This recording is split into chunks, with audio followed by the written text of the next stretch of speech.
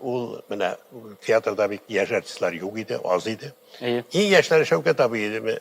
Osman Yarım bilen Şevket abiler idi. Alar Şevket abiyle 10 yaşka olaydı o. 50 yaş kişiler oynadı iyi olmakta olmak. No, en şab artistlerin birisiydi. Şevket abini bilensiz görüyorsunuz da. İyi mene, anın bilen oynayışı. Oh. Biz bir tane eldirmişten elmenlerine paradır. Şul kadar yesesvendi hem aktör. İyi. Anın tavuşa değilsin mi? Anın özün tutuğu mu sahnada, ilken. Anın bile oynavırak hadi. Anın bile şaktık oynadı meybet. Şaktık meybirlerde oynadı. Hazır kübisinde anın beni unuttum da hatta. Lakin Şevket abi ol, ya kalsa mene Halil Ekabcali yurttansın. Bizim tiyatrımızın en zor artistlarından birisi deyip samimiyim insanıyım. Şu an küreybet anın bile oynab yüze bir neyedindi. Güngülliydi, rahatiydi, iğrenesin nersegedir. Pauzlar tutarga iğrenesin.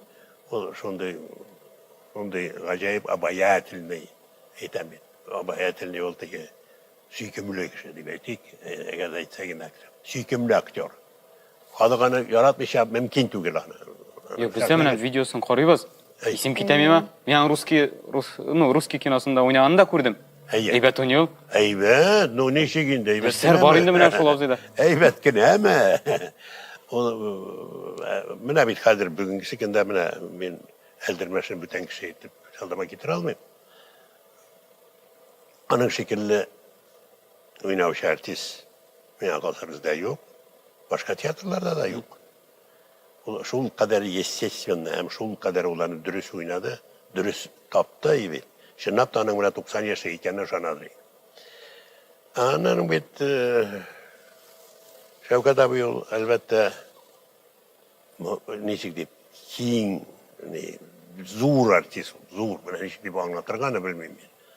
Okuydu musun? Bulaygına tügül ha? Okuydu mu? Kubu okuydu mu? Eserler. Yok, o eserler koymadı bize. İyi. O bana okutmadı dadır. Bana benim şekilde oldu. Ben de okutur kalmadım.